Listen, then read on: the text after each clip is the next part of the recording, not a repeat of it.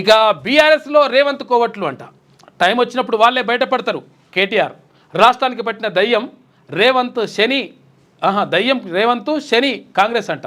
వాటిని వదిలించడమే మా పని అని చెప్పేసి ఫస్ట్ అసలు యాక్చువల్గా కల్వకుంట్ల కవిత ఎమ్మెల్సీ కల్వకుంట్ల కవిత గారు చేసినటువంటి వ్యాఖ్యల పైన వివరణ ఇవ్వు. ఆమె రాష్ట్రంలో ఇప్పుడు విషయాలు తర్వాత విషయం కానీ ఇదంతా కూడా మాట్లాడదాం. కానీ ఫస్ట్ ఏమన్నదంటే మా పార్టీలనే మా నాయన దేవుడు తర్వాత పక్కకు దయ్యాలు ఉన్నాయని ఆ దయ్యాలు ఏందో చెప్పు ఫస్ట్. అది చెప్తే మంచిగా ఉంటుంది.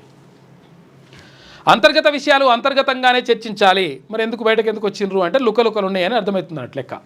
ఇక ఢిల్లీలో రేవంత్కు 2 బాసులు. నేషనల్ హెరాల్డ్ కేసులో ఆయన పేరు. నైతికత ఉంటే సీఎం రాజీనామా చేయాలని చెప్పేసి డిమాండ్ చేస్తుంది. ఎందుకంటే ఈయన ఒక ప్రశ్న అడిగితే దాన్ని డైవర్ట్ చేయడానికి ఇంకోటి చేస్తారు, లేవడతారు అనమాట. ఇంకొకటి లేవడతారు వీళ్ళు కొత్తదాన్ని. మా పార్టీలో ఎవరైనా ఏదైనా చెప్పొచ్చు, ఎవరైనా లేఖ రాసి తమ అభిప్రాయాలు చెప్పొచ్చు, ఏదైనా ఎవరైనా చెప్పొచ్చు అంటే ఆమె ఎందుకంటది? కనీసం ఎవరిని కలుస్తలేవు నాయనా, నువ్వు అందరిని గెలవ రాదే, కొంతమందినే కలుస్తున్నావు అంట, చుట్టుపక్కల కోటరీ పెట్టుకున్నావు అంట, ఇట్లా మంచిది కాదే అని చెప్పి రాసింది మీ చెల్లె.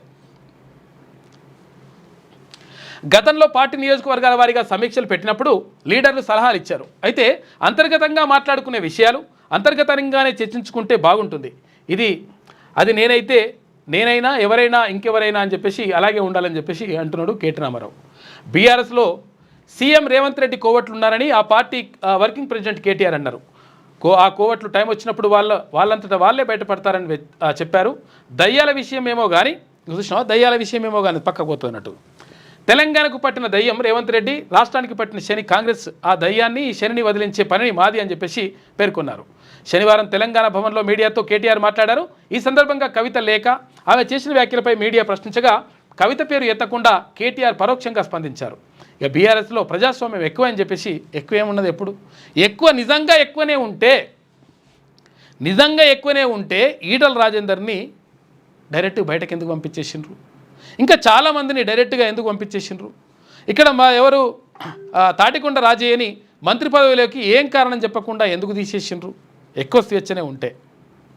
ఇట్లా చాలా చేసేసి ఇప్పుడు ఇంకా స్వేచ్ఛ ఎక్కువ అని చెప్పేసి చెప్పే ప్రయత్నం చేస్తుండే ఆయన. మీ పిల్లలు ఐఐటి ఎంసెట్ లాంటి కాంపిటేటివ్ ఎగ్జామ్స్కి ప్రిపేర్ అవుతున్నారా? జాబ్స్ కోసం చేసే ప్రయత్నంలో విఫలమవుతున్నారా? ఇంగ్లీష్పై పట్టు సాధించలేక పోటీ ప్రపంచంలో వెనుకబడుతున్నారా? స్టేట్ సిలబస్ అయినా సెంట్రల్ సిలబస్ అయినా అన్ని సబ్జెక్టులు ఇప్పుడు ఒక్క క్లిక్లో. షేక్ స్పైకర్ ఇప్పటి వరకు ఎవరు తయారు చేయలేని విధంగా రూపొందించబడిన సరికొత్త యాప్. ఇప్పుడే షేక్ స్పైకర్ యాప్ని ప్లేస్టోర్ నుండి డౌన్లోడ్ చేసుకోండి. కేవలం 1000 రూపాయలకే 7 ఏళ్ల పాటు సబ్స్క్రిప్షన్ పొందండి.